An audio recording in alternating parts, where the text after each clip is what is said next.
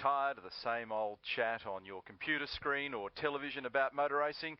Well, this program will shake all that up. Welcome to the Panel Beaters for another exciting episode. It's round 11 of the V8 Supercar Championship, and we've got all the gang here tonight on a pretty grey and misty surface paradise backdrop because the weather up here in the last couple of days has been a bit ordinary.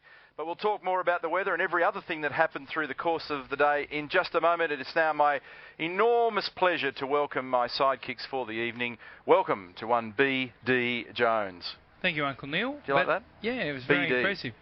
I asked if we had any IndyCar drivers coming on here tonight, and he said yes. Me? Him. Welcome, Gregory Russ, to the program. Close that mouth. Neil. That's the big news. The big news is our own Neil Crompton drove a champ car this afternoon around the streets of Surface Paradise. Slowly. Yeah. How good is that? Oh, fantastic. Yeah, Bradley's so thrilled for me. Yeah. We're so tight. We're like this. I was disappointed he wasn't on it harder on the outlap, but he looked okay after that. Oh, yeah, thanks. That's as good as it gets Nice from support Bradley. from the mates, isn't it? Much more important stuff happening over the course of the weekend. An important round of the V8 Championship, and of course it's a double header this weekend with Champ Car. Second last round of that series with the final one coming up in Mexico in a couple of weeks' time. But right now our focus is on V8, and we've got two very special guests joining us. Welcome to Stevie Richards and his teammate Paul Dumbrell. G'day, boys. How you going, gents? Excellent. Fantastic. How are you? We'll use that term very loosely, of course. Yes, Oh, yeah, of yes. How was your day? Yeah, not too bad, not too bad. Obviously, some fairly different conditions out there, Bradley. Yeah, it was.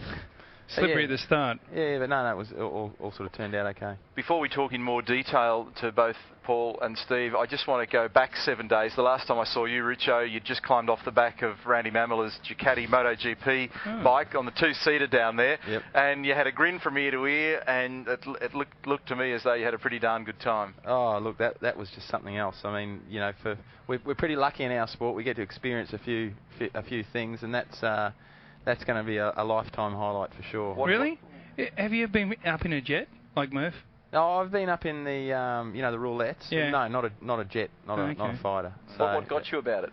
mate, just the probably the lean and the amount of, I couldn't believe how they can generate that much grip on a strip of rubber. You know, effectively couple front of and rear, inches, couple of inches. yeah.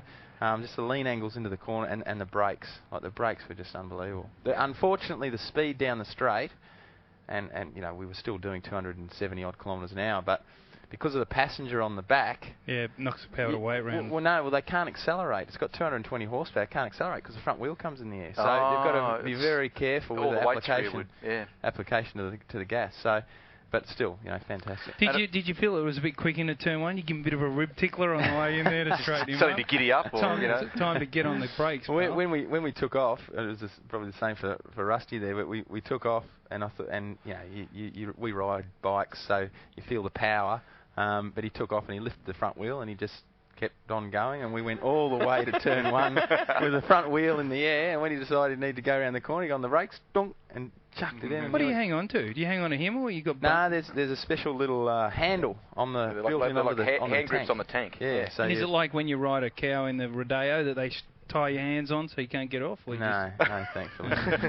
And of course, you weren't the only bloke in this panel to experience that last weekend, Richo, because this clown alongside me had the opportunity as well, and you were under the pump. There were cameras and people hovering everywhere, and of course nobody took the you-know-what out of it. Yeah, not much. Darryl Beattie, my colleague at Channel 10, had worded up Randy Mamela, and the stirring started pretty much from the moment we arrived at Phillip Island. But Did you wear your own helmet? No. Oh, okay. Wore the Ducati one, you monkey. Just checking.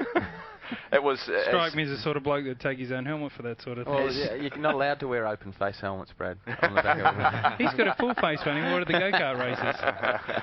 It was wild to answer yeah. your question. We're ignoring Paul Dumbrell here.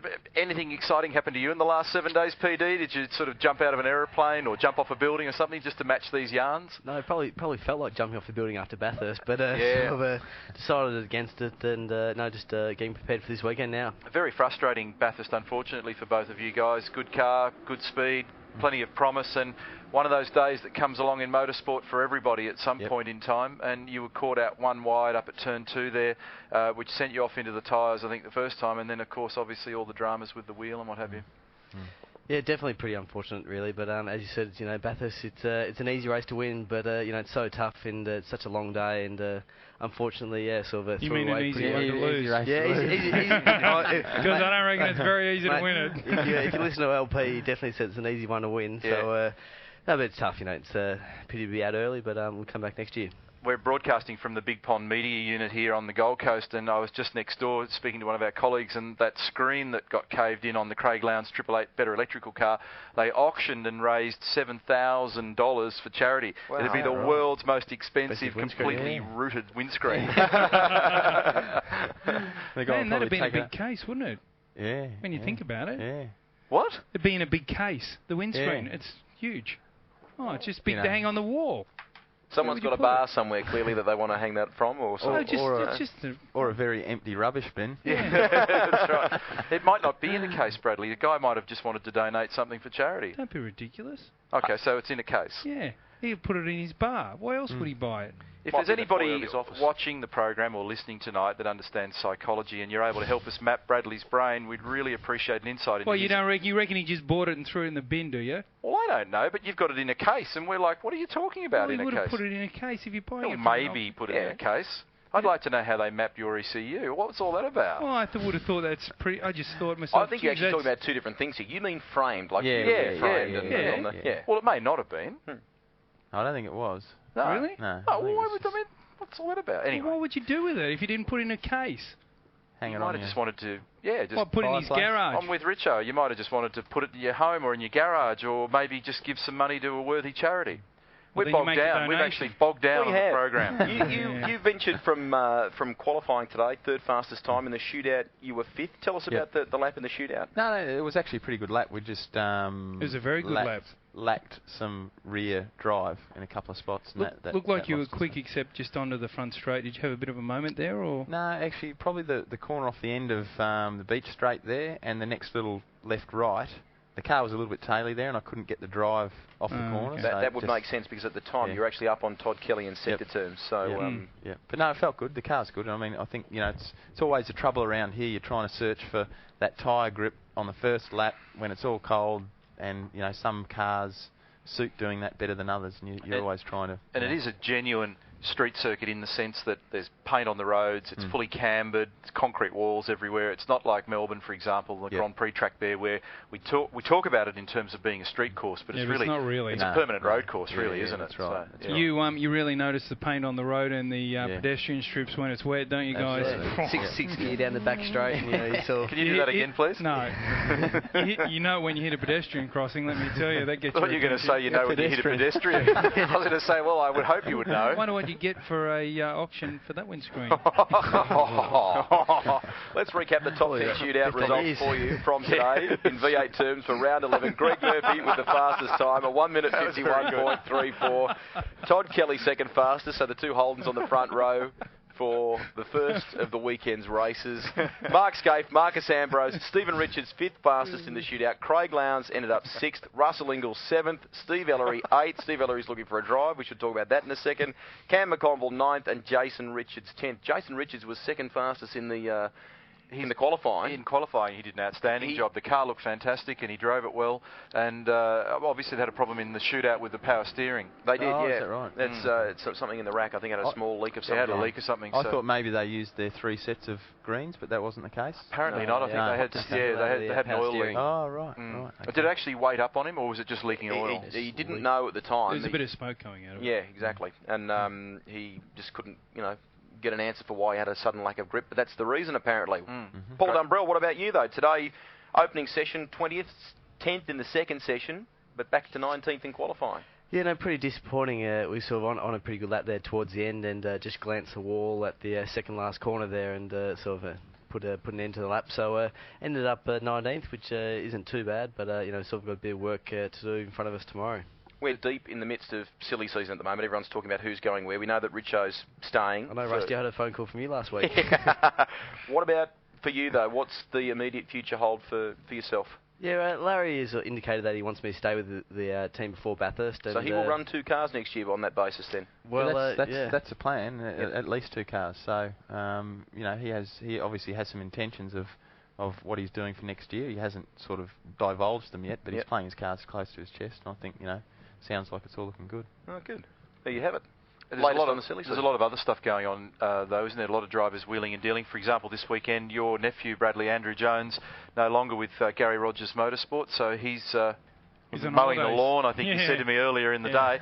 His place has been taken by Dean Canto, who partnered Glenn Seaton at Bathurst, so he'll run for the next couple of race meetings, but he can't do the final race, the Big Pond Grand Finale at Phillip Island, because of his development series clash. So there'll be another driver who'll have to slot into that seat. Clearly it won't be Andrew, so I'm assuming that... No, I don't know that it won't be Andrew. That was one of the questions I was going to ask then. Is that a dissolved relationship, or...? Well, yeah, I mean... I know I'm putting you on the spot. Yeah, look, I haven't had much to do with it really, just spoken to Andrew, but they have said maybe they'll use him again for that race. So Gary did tell me today that he definitely won't use either of the other two endurance drivers. So either Philip Skyfleet or Lee Holdsworth, who drove the second car at Sandown and Bathurst, aren't going to get a Guernsey. So that may lean to what you're talking about. Maybe they will. And I would encourage him to do it because, every race is an opportunity. Yeah. And what do you fellas collectively make of all the scuttlebutt around the paddock at the moment in terms of who might go where? There seems to be a fair bit on. Well, I think the big one obviously is the Stone Brothers drive. That has been a very well kept secret. It has, hasn't it? Yeah, I mean normally, the leaks come out and you learn something, but we really don't know anything about that drive. Russell said to me yesterday, sorry, just for one quick second, he said to me yesterday that early in the piece when they were talking about possible replacement options, Ross was keeping him in the loop as to where they were going. He said, but that sort of stopped a few months ago now. He genuinely has no idea of who it's going to be, but his thought train is that it will be someone who's not a regular player in the championship. That's his firm belief. There's certainly a lot of people speculating. I think everybody that's ever had a licence has been linked to the drive at some point in time, and probably everybody that has a licence has rung that race team at some point in time and said, hey, look at me. Yeah, what a talent. Yeah, but there's Did you do that, Neil? Me? No. But I mean, you never know. Well, maybe they were watching in that IndyCar today. Shed 10 kilos, wind back 10 years, anything's possible. Yeah, right? that's true. Some other blokes are off contract though, which I think is where you were going, and the announcement coming today or late yesterday that Stephen Ellery, or Triple Eight more specifically, are severing their ties with Stephen Ellery, who I thought had a multi-year deal there. But end of this year, that'll be over, and they're looking for a new teammate for Craig Lowndes for 06. And since we were last on air at Bathurst with our live program up there on the Friday night, and then of course through the course of the weekend, Pertec also announced that they're leaving the team after being with them for 7 or 8 years now. So they've been with them a long time. Very successful commercial partnership for that race team and that hydraulic organisation. For them, that's right. 1998. So disappointing whenever we, as an industry, collectively lose a commercial partner. So we're a bit intrigued as to who the replacement may be. Have they actually said they're leaving the sport? They just said they're leaving the team. Okay, so maybe they're moving sideways. Well, Richo casts a question mark here. No, well, that's what I say. Yeah, normally they point. do say, like Castrol, for example, said they're leaving as a naming rights sponsor of V8 Supercars. So, but I just noticed in the release that Pertec haven't said that. They said they're... Well, they may be. I'd be surprised though if they went to another team, really. Oh no, I would be too, because they've had such a great relationship and success with Stone Brothers. It'd be. And in the last, you never know. The last 12 or 18 months, they've also formed a sponsorship or alliance with the Parramatta National Rugby League team. So perhaps they're taking a different, train or track after about 8 years in the game. Yeah, I mean, clearly, Richo, without putting you too firmly on the spot, every professional driver's got to keep on paddling, but you've won in both brands of car. You've had a successful career across both brands of car. You're on contract with Holden at the moment, but was it ever a possibility in the back of your mind that you could go back there, given that you've had a good relationship with them in the past? Oh, look, Neil, I've probably, like a lot of guys this year, spoken to a lot of people, but the reality of my situation, doesn't allow that to happen. But yeah, I mean, look. I think this year, because of what's happened, because of particularly who that they have to replace, naturally they've got to go on the shopping list to find who's available. And they would have probably spoken to every leading V8 Supercar driver. Because the fact of the matter is that 5-star A graders are in short supply, aren't they? Because if you've got a team of that calibre that's leading championships, winning and has won races in the past, anybody that's involved with you commercially won't accept much less than what you're currently delivering. That's right. Your first option is an A grader. It's going to be a lot of pressure for whoever takes that seat. Absolutely. First round, you sort of don't want to be in that okay. person's Once I've shoes. done a few more sit-ups and stuff, I should be okay. Couple more laps in the champ car. Couple more laps in the champ car and I'll be sweet, I'd say. Yeah. Richo, how many more years is your contract? Not to put two. And if you wouldn't mind giving us your tax file number, that'll be handy. Why is that a secret? No, that's no big deal. I signed an agreement with Larry at the start of 2004 for 3 years. So, that goes extensively. What's interesting is every year someone said, this year was, a lot of people are settled, there won't be much changing, and they go, wow, I can't believe how much movement there is. I think it's just the time of the sign of the times. Yeah. Every year, I think you're going to see a reasonable amount of movement, people shuffling around. But the business is driven by competitive pressure, and it's probably more so than almost any other form of business that we see out in our community. Motor racing is driven clearly by results, and if you don't get them, then it eats itself alive trying to get to them. And that means that whether you're a sponsor, an engineer, a team owner, a driver, whatever you may be, you're under the pump. And we've all experienced it at some stage. We've all been in teams or in cars where you're either on it or you're off it. It's a very fine line, and probably at different times been barreled out of situations.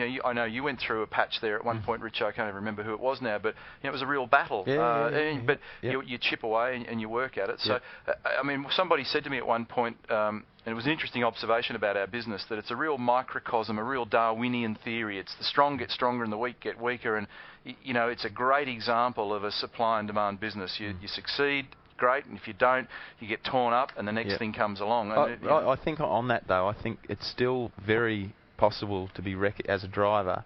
If you're doing a good job in a lower grade team, it's still recognised. The industry knows that you're doing a good job. So the reality is, it doesn't matter where you are on the grid. If you're punching above your weight, you'll get noticed and you'll get an opportunity. Yeah, exactly right.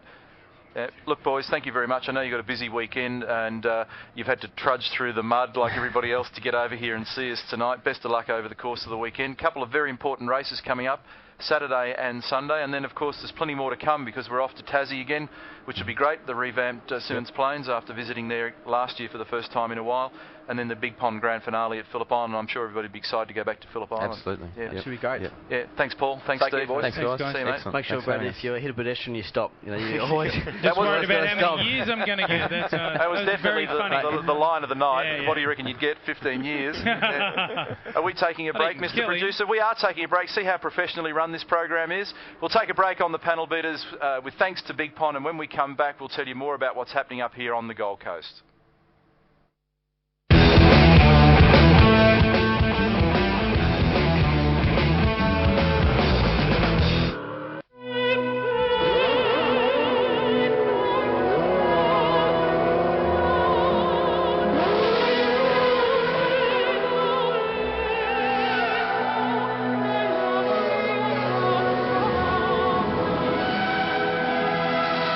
The people who make the fuel for Ferrari also make Australia's favourite premium unleaded petrol, Shell Optimax. Premium performance and protection. This is Mick. He loves his family and his V8 Supercars. He also loves KFC's supercharged Zinger burgers, and they make him want to supercharge everything.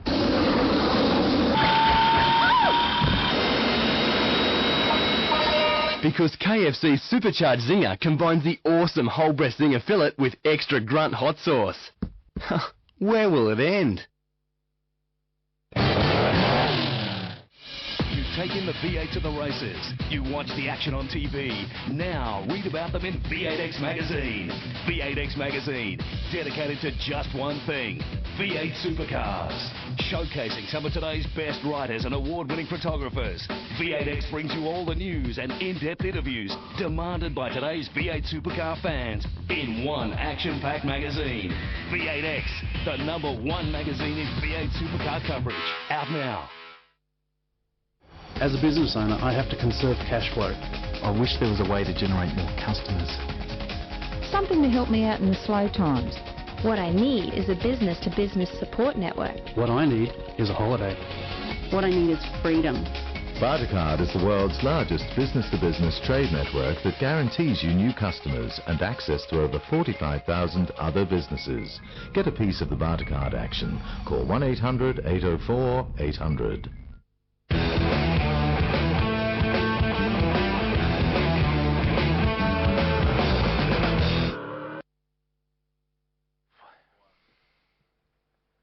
We are broadcasting live from the streets of Surfers Paradise. This is the Panel Beaters and our coverage of round 11 of the V8 Supercar Championship Series. A lot to get through. Another special guest joining us very shortly. Want to make a quick mention, though, that Big Pond, of course, doing video clips. There's over 300 of them in the Big Pond V8 library. Everything from Lowndes' classic roll at Calder Park, Murphy's groundbreaking lap at Bathurst. You can get them all, v8supercar.com.au. We want to hear from you as well. Email us, panelbeaters@bigpond.com. Is your undie-staining ride from last weekend in that library? No, it's not. Thank goodness. Okay. That was wild. That very enjoyable. We've got a lot of email that's rattling in. Always rattles in on our program. We should encourage that. panelbeaters@bigpond.com.au. We've got one here from New Zealand, from Bruce, who asked several questions. One, why was there no in-car vision from Murphy's car or any of the cars that were following it? I'm assuming he's referring to the incident. Don't know the answer to that one. They don't always have link paths to every single car. Only 2 or 3 cars have link paths to them, and obviously there were 40-something cameras in cars throughout the weekend, so there isn't a live path out of every single car. So I would assume that would be the reason. Believe you me, if we would have it, then we would have shown it. Question 2, if the balaclavas were such an important safety item, why was it not spotted in the first practice session? Well, it wasn't necessarily not spotted. They may well have been wearing them in the practice sessions. We don't know. Well, and really what happened was someone sent a message down the computer to say that they didn't have it on. And the third question that Bruce asks, was the balaclava policeman also the pit lane infringement bloke from Oran Park? Could be, Bruce, I don't know. He's from New South Wales. New Plymouth in New Zealand, but clearly a lot of emotion around both of those issues, the racing room issue and also the balaclava issue at Bathurst, and we'll talk more about that because I just want to welcome our guest because he's sitting up the end like a shag on a rock at the moment. Welcome, Alex Davison. Thanks for having me. Nice to have you with us. More than welcome, mate. Surfers Paradise, pretty wild joint in a V8 Supercar. It's a bit tricky. I'm missing the ABS from the Porsche today, actually. Yeah. You've come up to some of these braking zones where you're turning and braking at the same time, and one lap you brake too early and pull up way too early, so I'll brake a bit later the next lap. You turn your tyres into 50-cent corners, you're chasing your tail a little bit. But you've done good in the Porsche here in the past, so you know your way around? Yeah, know where the corners go, but, I mean, as I found just about everywhere this year, it's just so different, comparing notes from the Porsche to the V8 on any given circuit, so... You were going like a blur in the early part of the weekend at Bathurst, or so it seemed, for this little black duck looking on one of these things. But it didn't seem to follow through in the latter part of the weekend. Is that a reasonable observation, or am I being a plonker? Right, hit the nail on the head there. We went out the gate in the car, on a green track. The car was very good, and as the track sort of gripped up, I don't think we really, went with it very well. We didn't chase the setup very well, and that's sort of been a problem I've been having all year. I've had sort of young guys working as my engineers, which is, I've got a pretty bright young guy at the moment, Mike, but he's green as well, and I don't know, I'm not very experienced with setting these cars up either. So yeah, we just missed the boat a little bit setup wise there, and it was still quite comfortable to drive. Over a race distance, we did quite consistent times, but it was just, lost that edge. Because there were several times over the weekend where you were well and truly on it, like you were right up at the sharp end of business. In the first practice session, I did the first half of the session fastest when I hopped out of the car, and I went, that's a bit different than what I've been used to for the rest of the year. I told Rod Nash to take a photo of it. Good value though, isn't it? Like if you've got your, you get out of the car and you see your name up the top of the computer, it's good work. I forgot what it looked like. You were 26th in the opening session today. What happened in session 2? LP put his foot down and said, "You're not driving. It's a bit sketchy out there, a bit wet. Didn't want to bend the car." So I can see where he's coming from, but I sort of argued that if it's wet in qualifying, it's not really going to help me too much. Did that hurt you? I mean, you ended up 27th, I think, didn't you? It didn't. No, I can't say it hurt me because it was dry pretty much in qualifying anyway. But me personally, I was probably just struggling with lack of laps on the track generally. For me, like other guys can probably get into it a bit quicker, but I just needed that second dry practice to sort out your braking points and do a few more miles. But just before you joined us here on the Panel Beaters, our 2 previous guests obviously were Paul Dumbrell and Stephen Richards, that are driving Perkins cars under that umbrella, if you like, or they don't like that term, but you know what I mean. Yeah. What about for you for next year? You're running the Autobahn car this year. Will you be in a Perkins built car next year?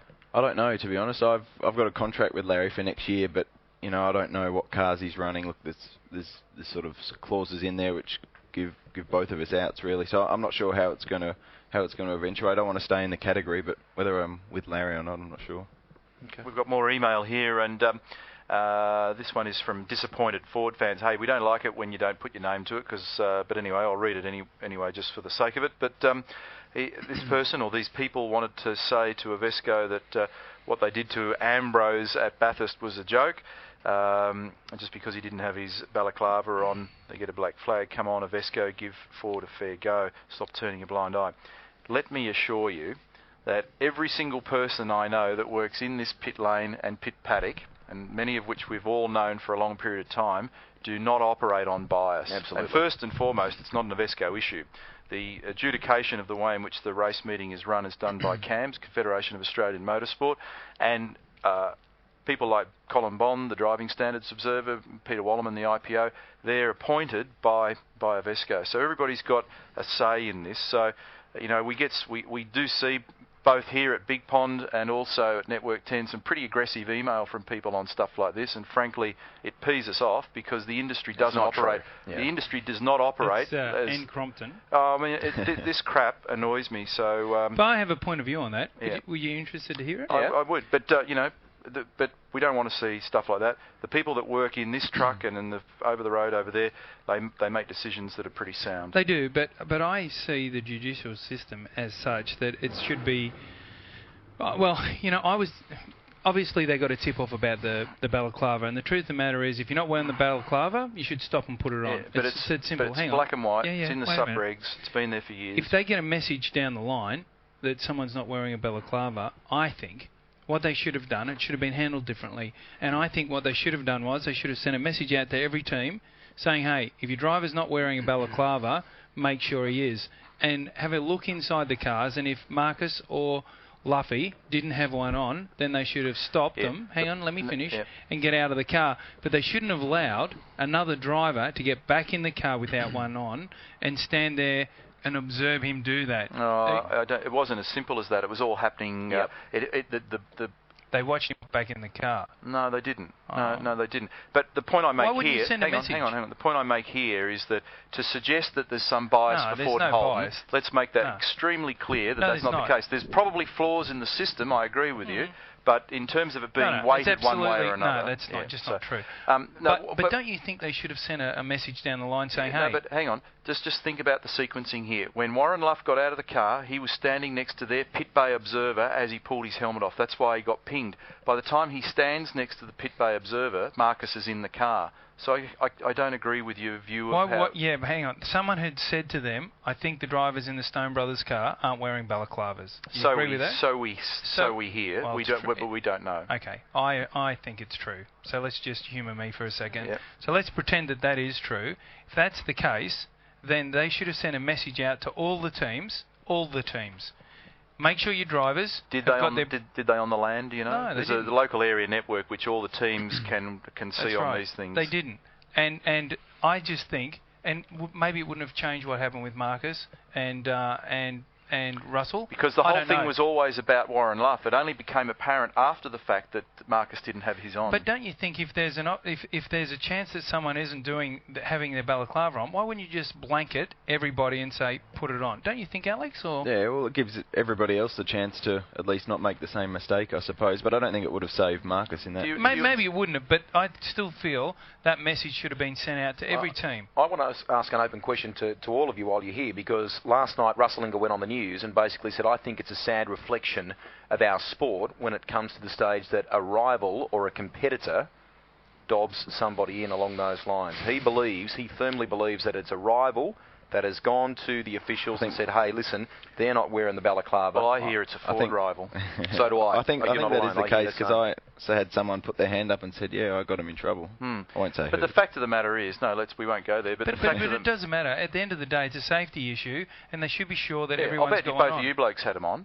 I mean, I got asked on air in the Network 10 telecast, but in the last whatever number of years, I did the race 18 or 19 times or something. I reckon that from the point where it became compulsory, I definitely wore them. In the early days, as a choice, I didn't wear them, because if you had a choice, you wouldn't wear one. Yeah, I do. I've always worn them as choice, though, because, I mean, you've got exposed skin. You only need a small fire and you're going to get burned. I don't wear the full underwear normally. No. I do. Of course I do this weekend, because they're clamping down on it. Yeah, which is the other downside to all this. Now everybody's running around in the full kit. Tell the people that are watching through Big Pond a little bit more about how severe it is when you have to wear all that underwear, particularly in long stints at Bathurst and places hot, like Adelaide. damn hot. Damn hot. Do you know what, Rusty? It's not. To be honest, I'd like some sort of, maybe a scientist or something would be able to work it out exactly for me, but I don't reckon it makes a huge difference to how you feel after a stint.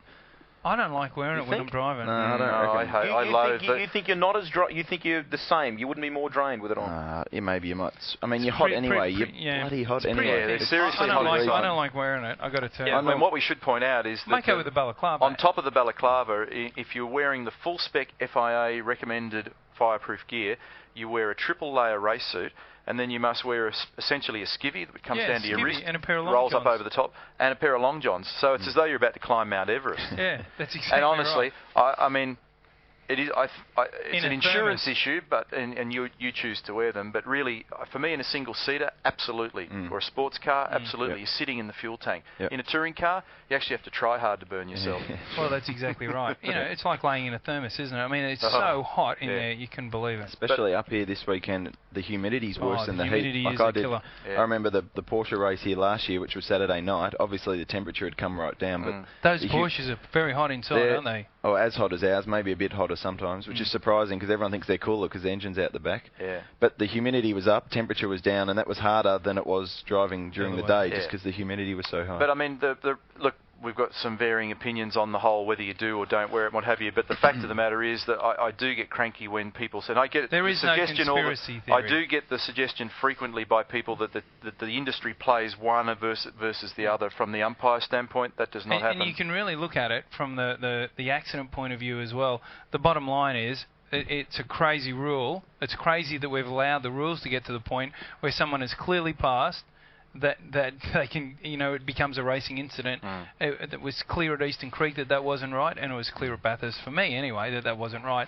And as for the balaclavas, I mean, you just got to wear them. It's they're double stinting and they're trying to keep their body temperature down. It's an insurance issue. It's not an Avesco or a CAMS issue. It's a requirement by insurers. Let's press on. Some more email. Yep. One here from Angelo from Concord West. Hey guys, do you think the standardisation of parts such as engines would help the drivers or show the drivers true skill, as many drivers are good but get caught in a substandard car, e.g. Bradley? Only joking.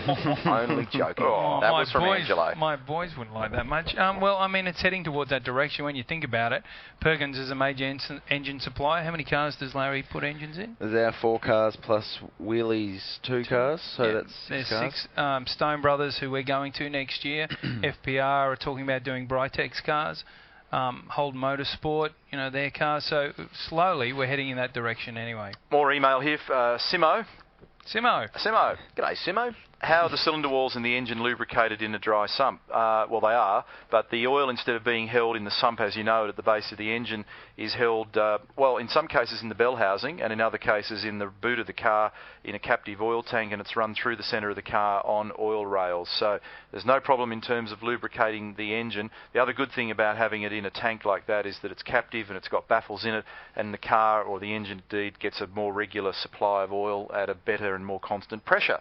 Fantastic, and obviously it can filter a lot of the air out of it because it gets aerated, because it gets pumped through the engine at quite a high pressure. What he said. Here's one here from Joseph. Neil, Brad, Greg, love the show. Is it true you were once a Skoda works driver? What are you looking at me for? I don't know. Wouldn't that be Thomas? Was there? That's Might have been Thomas. Yeah, that's right. Yeah. Well, Crompton, he'd have a work deal for everyone. Brad, you know what I did the other day? All my race suits are driving me crazy, hanging up in the wardrobe, and I needed more space at my joint, so I decided to put them all in garbage bags and wrap them up, put them in the roof of the house. There's quite a few. You should put them on eBay. Richo did the other day. How's he going with that? Jim Richards put a lot of stuff on eBay, didn't he? He sold some old race suits, he told me. Why doesn't that shock me? Yeah. One of them would have been a Sid Chrome Mustang suit. I went to his place one day, we were doing something together. He's walked out with a bag with his gear in it, and I look at it and I go, that's a Sid Chrome racing bag. He's only had it for 30 years. Yeah. Richo's quite possibly the tightest bloke in the universe, without question. Another one here from... wait a minute. More. There's more, but wait. Rusty, No, there was another part of that question. I'm going to brush it. We'll do it later in the program. Joseph asked me to do a Max impersonation, and he asked you to bring us out of a break. So we'll do that later in the show. Bradley doing welcome backs and commercial throws, that's always worth the price of admission. And any time that Rusty does Max, so to speak, then it's quite enjoyable as well. Got another one here from Andrew in Bulleen, Victoria. What were you doing then? He was doing Max. I love the show. Hello, Neil. That'd be me. Just wondering why Service Paradise has such high demand on brakes compared to other racetracks. Oh, it does. Also, what kind of brake packages can be used for V8 Supercars, and which brackets, if any, will be used for this round? Finally, Brad, will Brad be using a different brake package compared to last year? Well, Andrew, in V8 Supercar terms, if it's not the toughest, it would be very close to it. I reckon it would be the toughest. Simmons Plains is pretty brutal as well, but this one, you go on longer. What happens here is that you end up with so much temperature that the pedal begins to feel hard and the discs glaze up, and you just don't end up with the retardation. You've got to be very careful here. There are different people who squirt often up around 900 to 1,000 degrees C. Different people have squirted water at them over the years. Yes, they are. And are any of those people doing that again this year? Yes, they are. I thought they might have been. The shot of the brakes at Bathurst, thank you. That would be Steve, our producer, that you can't see off camera left at the moment, reminding you that we had a wonderful shot of how hard the brakes work in the McConville-Jones car at Bathurst, and we saw all the sparks flying. Pretty cool, wasn't it? It was. Yeah, it was a bit of a surprise packet. So, and the second part of that question, thanks, Andrew, was also... are you using a different brake package this year? As a matter of fact, you did, and it was ordinary, wasn't it? Yeah, we did. It was terrible in the morning, but we've actually hoping that all the seals stay in the brake calipers this weekend, so I don't hit the wall too hard head on. Yeah, that would be bad. That wasn't fun. One more piece of email before we take a break on the panel beaters. One from Craig here. Hi, guys. Just wondering if you could ask some drivers, including Craig the Knife Lowndes. Good point, because there's another one gone, isn't there? Steve Ellery. Oh, if Craig the Knife was here, he would have a case to answer. Well said. Another one gone. Oh, I'm going to ring him. I'm telling you. What is the deal with Marcus Moses Ambrose? Craig has called him Moses. Lowndes. I'm going to send Lowndes a text message at cars when he prepares to pass. I understand that it's okay to do so while lapping competitors, but just before the crash on lap 144, Moses was driving up the mountain straight behind the 50 car, and at the time, in position 5, he flashed his lights at the 50 car to move over. I know why. Want me to tell you? You go. Go ahead, Bradley. Well, because what it does is it unsettles the bloke in front. And if he's a bit fiery, then he gets him off his game. Gets a bit agitated, and then he might make a mistake.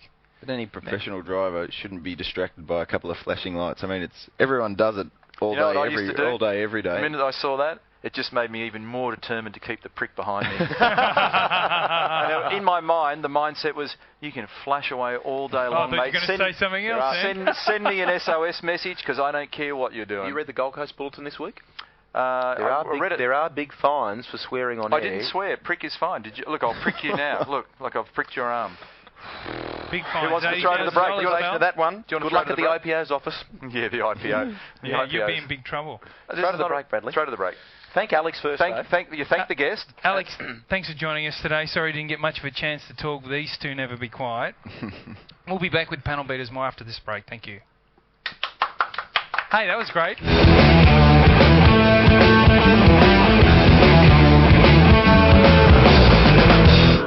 G'day, I'm Rick Kelly.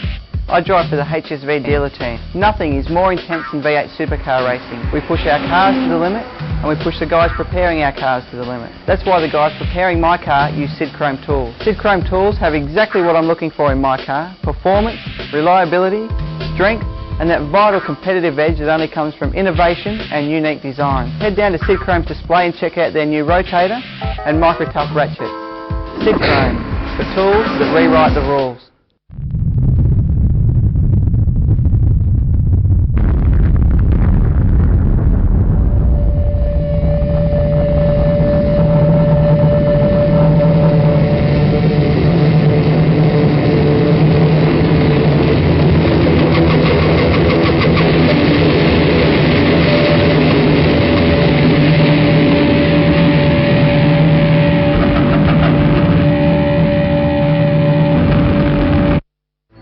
In everyday life, we tend to take some things for granted. A ready supply of basic items like bread, milk, fresh produce, and countless other essential goods.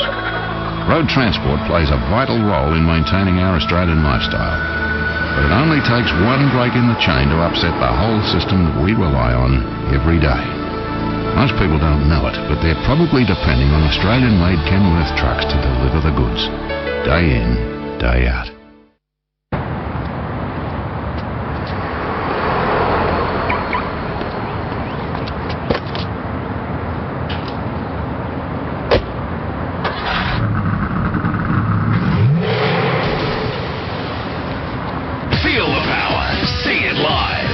V8 Supercar Big Pond Grand Finale at Phillip Island. Kids 12 and under free.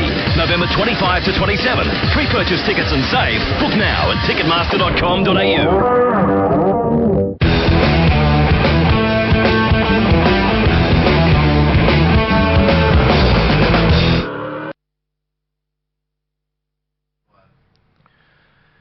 Are you talking to me? I'm Max Wilson.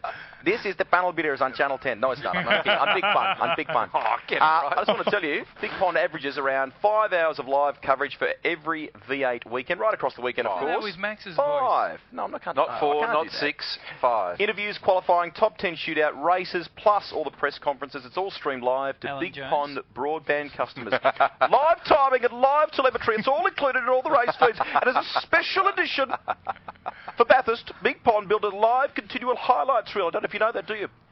V8supercar.bigpond.com. That's where you've got to go. Hello, Bradley. Hi, Al. He's a terrific young Australian, isn't he? And another young Australian joining us, Steve Owen. Please make him welcome. He held that together very well then, didn't he? Very nice. Very You're an nice. idiot, Rusty. How are you, mate? You did a great job at Bathurst, certainly in the build-up with qualifying and things like that. Very, very strong performance for the Bridetech team, and you led the way. Well done. Well done, mate. Yeah, cheers. That went well. Oh, that's great to have Steve on the show tonight. No, mate, it was an excellent performance, and I'll bet you were pleased to see your name shuffling up towards the pointier end. Yeah, it was a couple of factors involved in that. We had a new motor for the first time in the year. We also had an ex-BJR engineer on board, which Phil, was who's very clever. Yeah, Phil Curtis, who was fantastic. And it's probably, to be honest, my best track because it's the one I've been to sort of half dozen times now. You've done very well there in the past, which we've remarked on before. You drive that track very well. You clearly enjoy it. So, like a lot of blokes, you've unlocked the code to it and you get the most out of it. Yeah, I think, to be honest, it's just laps. I won there in Formula Ford in '98, and I've been back every year since as a co-driver. And it's probably just difficult being my first full year, arriving at half the tracks in the championship this year that I've never actually been to before. Yeah. So I think that's probably the biggest factor. Is there a bit on the track anywhere where you arrive at it and you go, yippee yee-ha, this is good, like I really dig this spot, or are you just like the whole thing? I like the chase. The chase is quite good, yeah. Do you? Yeah. I don't like the chase. It's actually got a bit trickier, I think, over the years because of the bumps that are sort of arriving at the apex now. So that's always hairy to come through there at sort of 292 or a little bit quicker. What about you, Bradley? Have you got a favourite spot? Park. Yeah, for me. Heading up and before you get to Reed Park, down the hole. Even turning in there and then into fourth on the curb down into Reed Park. That for me, that and McPhillamy is the best part of the track because when you've got it right, even though there's not that much time to gain there, if you got that right, just it's feels be good. I reckon every time you grab fourth gear coming over the top of the hill there, it doesn't matter how many laps you've done round it, as it's gathering pace and getting up towards the 200 odd K mark, and you go down into that hollow there. When your car's really good, you don't need to brake. Do you brake down into the grade? Yeah. I left foot a little bit. Yeah. Yeah. When your car's good, you don't need to brake. This weekend, pretty cruisy. I'd prefer to be racing, obviously, but that'll all happen next year. So it's all part of the process, just to be up here and mingle with the sponsors and do a couple of things for Ford. Is that tough for you watching Matty White do all that? Yeah. I was interested in that answer because I thought he was going to give us the PR answer. Yeah, I'm happy enough to come up, be a team player, and And the bottom line is that you'll be buying everybody bad prawns tonight in the hope that someone gets sick and that you can have a drive. There's nothing worse, is there? Standing around watching someone else drive a car when you figure it should be you and you go, yeah, this sucks. Yeah, probably the only consolation is that the new engine we had at Bathurst ended up getting a fairly good heat treatment, and that's gone back to get rebuilt at the moment. So we're back to the original spec engine, which is probably not doing Matty any favours this weekend. When you say got cop some heat, would it run pretty high water temperature or something? Right towards the end, I think it did, didn't it? That's right. I remember all that. Yeah. Yes, it did. It turned blue there at one point, I think, didn't it? Yeah, they got on the phone to me and said, "What's the water temperature?" And I was scrolling through the dash a bit confused because you said there isn't any. Yeah, I said it's 16, and they said, "Oh, maybe we've got a sensor problem." But at the same time, the oil temp, which is probably a good ad for Penrite, was about 180 something. Yeah. And the engine, while it got pretty hot and there's a fair bit of damage, it will come back to life. The heads are a bit soft. I think I said on television at the time, whenever the water temperature's that low, you know you've got no water. Yeah. So she certainly smelt funny. I sat in the car for the last sort of 45 minutes while they tried to repair it, and I felt a bit crook that night. But no, it was actually pretty frustrating because they got the car back out. everyone in the crew did a great job. They 24 volted the starter motors to get the engine running again because it was that hot it wouldn't start. And they actually stopped us at the end of pit lane and said it's spewing water out, which it actually wasn't. What it was when they'd filled and put the hose into the tank, the residual water had splashed onto the splitter. Yeah, because I saw all that down the pit lane from where we were seated and thought it must have been hemorrhaging. Yeah, it actually wasn't. The water was all falling out the exhaust. That's where it had all gone. So it was a shame. More email here. This one is from Michael Kennedy at Yarraman in Queensland, and I'll decode this. I want to know if Warren Luff broke the rules and initiated a drive-through penalty with the number 1 Pertec Falcon, and how was Marcus allowed to pit and correct his illegality whilst also taking on tyres and fuel? If he was running illegally, he should not have been able to perform his regular services. That's not the rule. That's not how it is. What happened was that, and that was the reason why they were asking Marcus aggressively on the radio to tell the truth, basically, because if they volunteered to take that stop, then it's a voluntary stop. What they didn't want to face was a black flag, because had he been black flagged, you're exactly right, Michael, he wouldn't have been able to make those tyre and fuel stops to his advantage. But when it's a voluntary stop, it's a whole different deal. So that hopefully explains that. So Warren got out of the car. They found that he didn't have the balaclava, so they assessed a drive-through for Marcus on that basis, based on what Warren had done. And then the next thing that happened in the sequence was they internally at Stone Brothers decided to pit Marcus on the basis that... Why didn't he get a drive-through? If he didn't have one on. Well, it was the voluntary drive-through, had he not? Then he had to come in and put his balaclava on. Yeah, but he got the drive-through for Luff. Yeah, so they voluntarily dealt with it, which is the same as a drive-through. Yeah, what Michael's saying is how come he did tyres and fuel at the same time? It's a grey area, but had they been black flagged, they would not have been able to do that. No, that's right. They were probably well and truly penalised by it all, I'd say, in the end. One here from Brett. Hi guys, was wondering when the promoters, Trax and Avesco are going to improve the towing and recovery at all major events. Ads are needed on TV. I was going to say that'll be from Brett, who has been campaigning on this one for a while. But it's nearly to the stage of interrupting the ads with motor racing. The towing and recovery is slow in his opinion. Well, the volunteers do a great job, but I would have to say when, like a lot of you watching on Big Pond or on Network 10, and for us and even for the drivers in the cars, sometimes it takes a ridiculous amount of time for the cars and an incident to be cleared.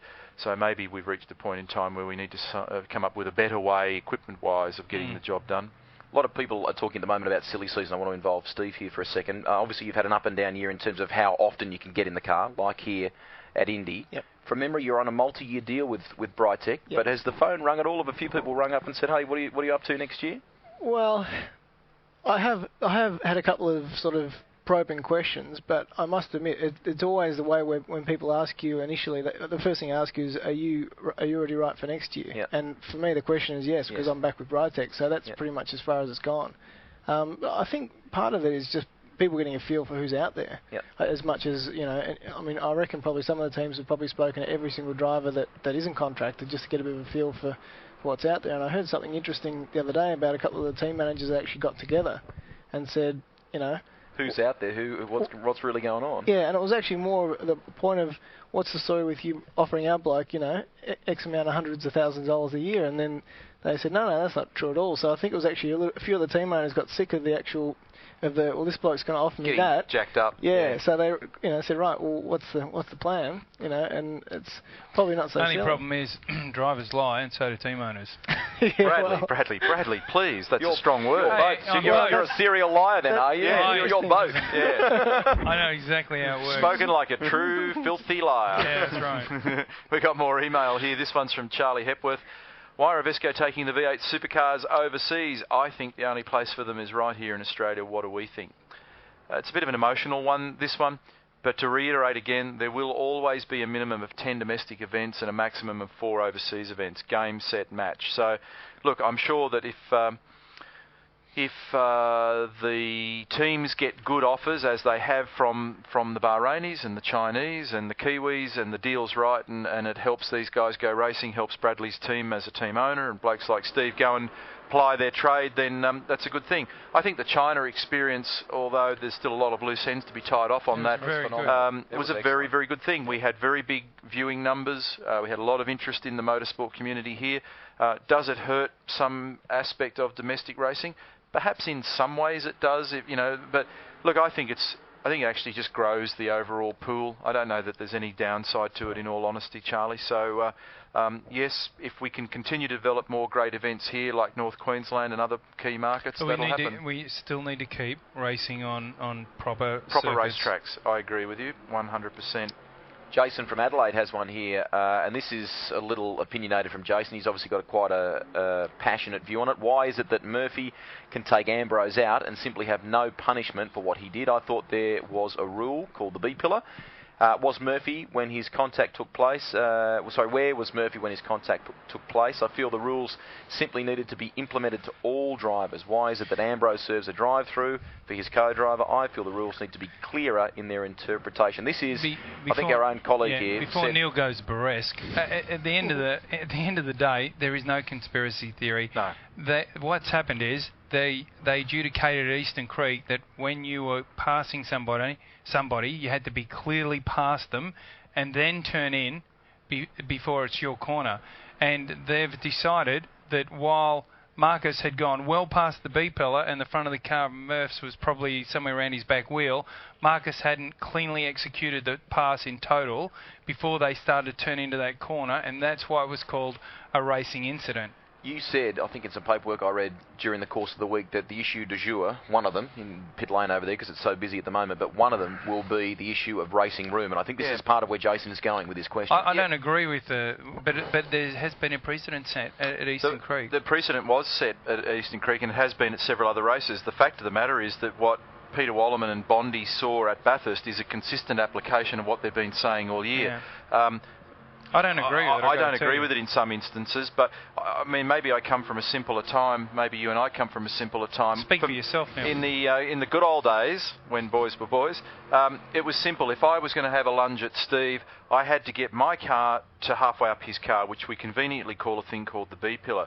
If I couldn't get it done, the reality was I had no business being in there. Yeah. And it was pretty simple, and I thought it worked pretty well. There are times, and this whole racing room thing I might mention came about because a lot of drivers complained that often the leading car or driver does contribute to an incident when he just simply closes off the room from the other guy and actually triggers an incident. So the B pillar rule is still valid. They still use that as a measure, but you've now got to give racing room. Yeah. The problem with the racing room thing is that we saw Marcus turn Mark Scaife at turn 3 at Eastern Creek, and he barely got to the right rear bumper bar on that car, and that sort of set a precedent where you go, "Phew, that's a pretty interesting one." So they're saying Mark should have given him space.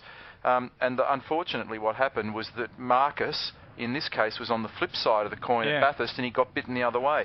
What I don't like about it, and I've debated this with Peter and I've debated it with Colin, and it's not as clear-cut as everybody thinks because they do actually factor in a lot of things when they try and scratch their heads and figure out this stuff.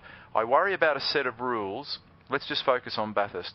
I worry about a set of rules that allow two top-running guys in good cars go blaze up to a corner.